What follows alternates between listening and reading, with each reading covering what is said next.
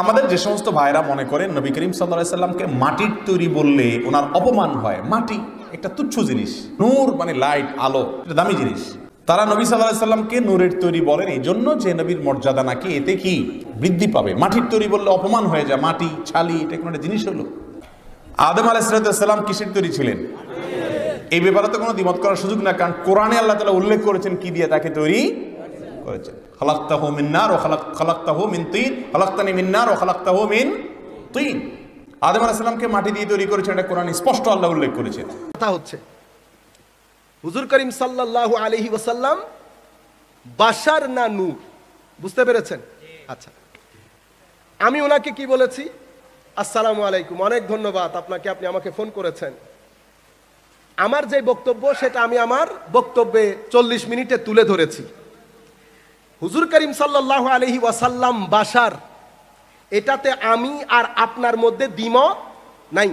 আমি আর আপনার মধ্যে দ্বিমত নাই।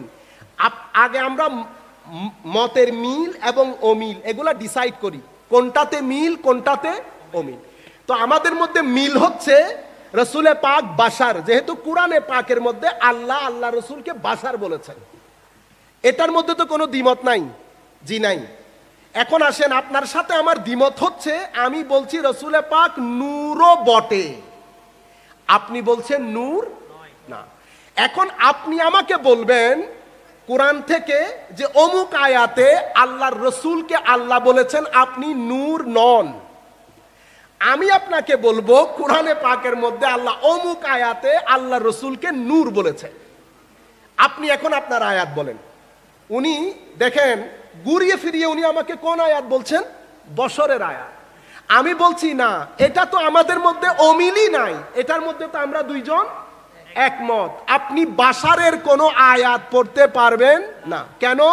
কারণ আমার সাথে আপনার দ্বিমত ওই পয়েন্টের মধ্যে নাই।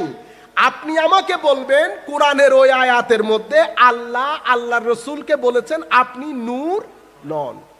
উনি প্রায় 15 থেকে 20 মিনিট পবিত্র কোরআনে ঘুরে ঘুরে উনি শুধু কোনটা? ক্বালু মা আনতুম ইল্লা বাশারুম মিসলুনা কুল ইন্নামা আনা বাশারুম। আমি বলছি এটার সাথে তো আমাদের কোনো অমিল নাই। পরে আমি বললাম আমি সহজ করে দেই আপনাকে, আপনি আমার সাথে একমত করেন দ্বিমত করেন সেটা আপনার উপর।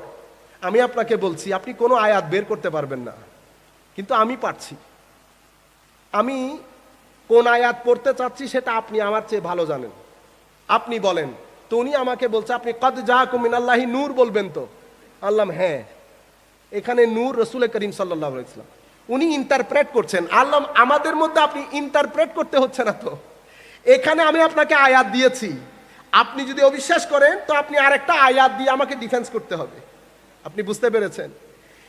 এখন এই জায়গার মধ্যে আপনি নিজেই বুঝতে পারবেন আমার ভাই হতবুদ্ধি হয়ে গেছে।